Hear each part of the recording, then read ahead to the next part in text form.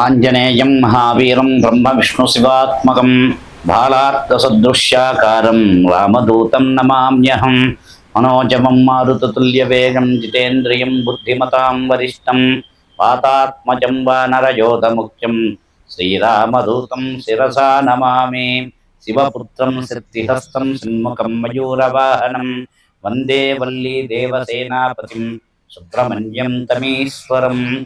KSK home channel ప్రేక్షకులందరికీ కూడా నా హృదయపూర్వక నమస్కారములు. మీరు మీ కుటుంబ సభ్యులు ఆరోగ్యంతో ఐశ్వర్యంతో మంచి ఉన్నతోన్నత స్థానానికి చేకూరాలని, మీరు చేసే పనులందు కానీ మీరు చేసే యోగములందు కానీ మంచి విజయస్థానాన్ని చేరి మంచి విజయకేతనానికి అందాలని, మీరు ప్రతి ఒక్క విషయంలో కూడా ఆచితూచి మంచి యోగ స్థానాన్ని చేరాలని చెప్పి చాలా మందికి కూడా తెలియజేయమైంది. అందుకని మనమంతా కూడా ఈరోజు మనము చాలా వరకు కూడా చాలా మంది అనుకుంటారు, ఏంటి మన సమస్యలు ఎలా నెరవేరుతాయి అని చెప్పేసి చాలా మంది కూడా వచ్చే చిన్న బాధలు. అందుకని ఈరోజు మనిషి మరణం సంభవిస్తున్నది అనే దానికి సంకేతాలు ఏంటయ్యా అని చెప్పేసి చాలా వరకు కూడా అడుగుతుంటారు. ఏది, కొంతమందికి అల్పాయుష్కులై ఉంటారు, కొంతమంది పూర్ణాయుష్కులై ఉంటారు, కొందరు మధ్యాయుష్కులై ఉంటారు. ఇలా రకరకాలుగా మరణం సంభవిస్తూ వారికి లేనిపోని సమస్యలు కలుగుతూ ఉంటాయి.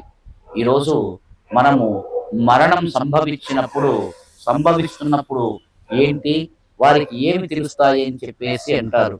అందుకని మానవుడు జన్మించిన తర్వాత భగవంతుడు ఎప్పటికైనా మరణం తప్పదు అనేది చెప్పడానికి శ్రీకృష్ణ పరమాత్ముడే దానికి ఉదాహరణ. అలాంటి గొప్ప మహావిష్ణువే ఈ భూలోకానికి ఉన్న తర్వాత ఆయువు సమర్పించాలని చెప్పేసి రాముడు కూడా మనకు ఒక విన్నతిగా మనకు చూపించాడు.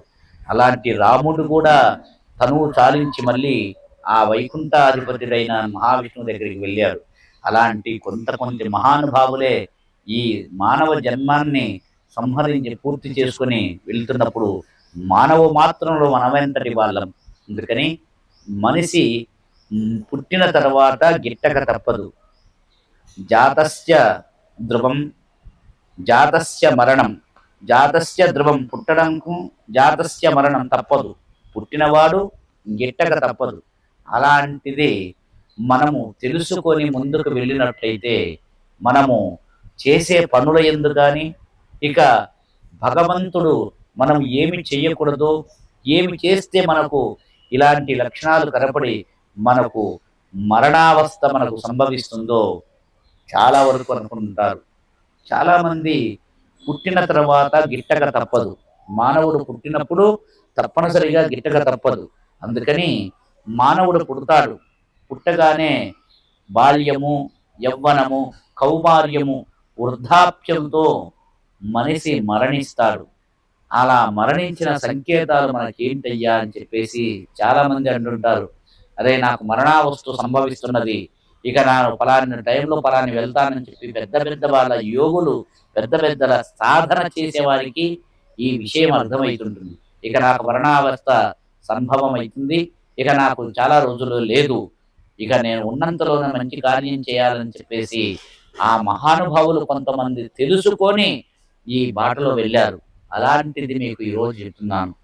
మానవుడికి ఎప్పుడైతే మరణావస్థ సంభవిస్తున్నదన్న విషయం తెలుస్తుందో, వాడి నీడ ఎండలో వెళ్తున్న ఎక్కడన్నా దీపకాంతులు వాడి నీడ కనపడదు. మనం నిలబడగానే మన నీడ ముందు నడుస్తూ వెళ్తూ ఉంటుంది. అలాంటిది మరణావస్థ సంభవించే వారికి ఇది కనపడదు. ఒకటి. ఇంకొకటి, రెండోది, మనము ఒక జలములో కానీ ఒక సముద్రంలో కానీ చూసినప్పుడు మన బింబం అనేది నీళ్ళల్లో కనపడదు, ఎక్కడ కనపడదు. ఇది రెండోది. మూడోది ఏందయ్యా అంటే, చాలా వరకు మనిషి అంతా కూడా మొహము, కళ్ళు చాలా చిన్నవిగా అయిపోయి ఏదేదో రూపంలో వాడు కనపడుతుంటాడు. అలాంటిది అనుకుంటుంది, వీడికి ఏదో మరణం సంభవిస్తున్నట్లుంది అని అనుకుంటారు. ఒళ్ళంతా కూడా శుష్కితమైపోతుంది. అంటే ఒళ్ళంతా దేహదారుఢ్యం అంతా కరిగిపోయి ఎముకలతో తయారైతుంది. అలా ఉన్నప్పుడు ఇది ఏదో మరణం సంభవిస్తుంది అని అనుకుంటారు.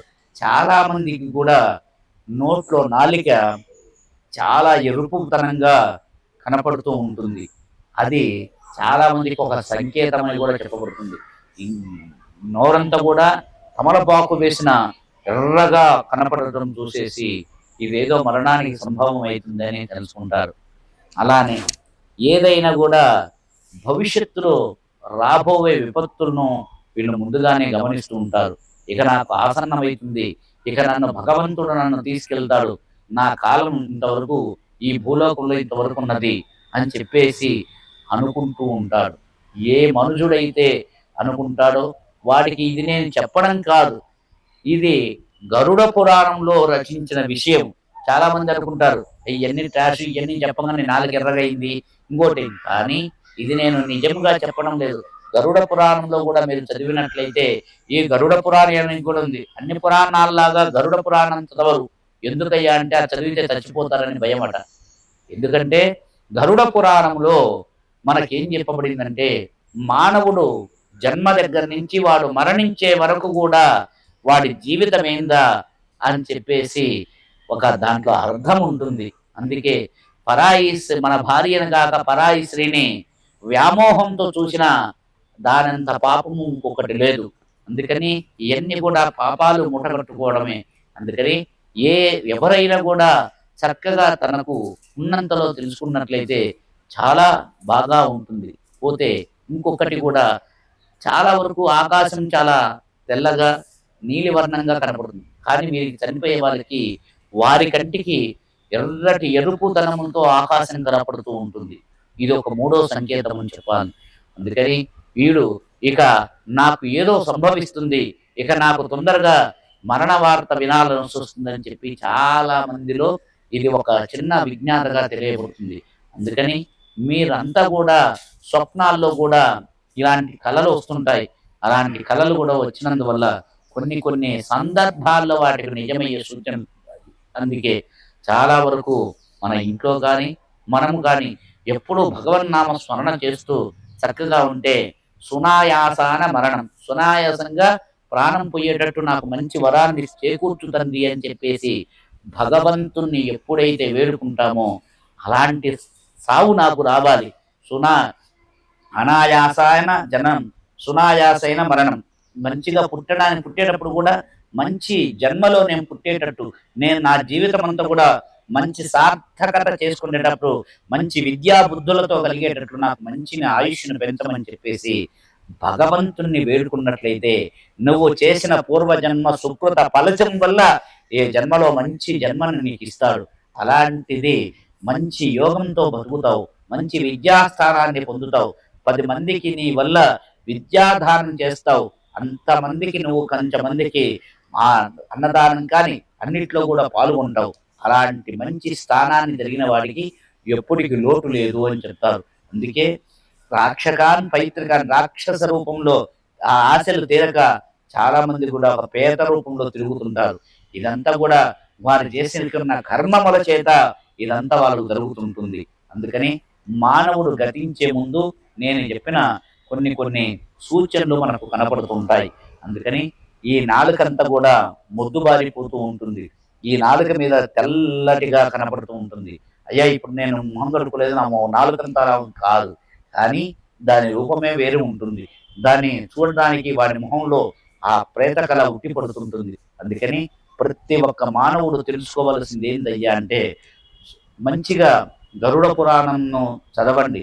మీరు చేసే తప్పుల నుంచి బయటపడండి, మీరు మంచి ఉన్నత స్థానానికి చేరాలని చెప్పేసి ఆ పరమ పురుషుణ్ణి వేడుకుంటూ ఈ వీడియో రూపంలో మీకు చేయబడింది. హరి ఓం స్వస్తి.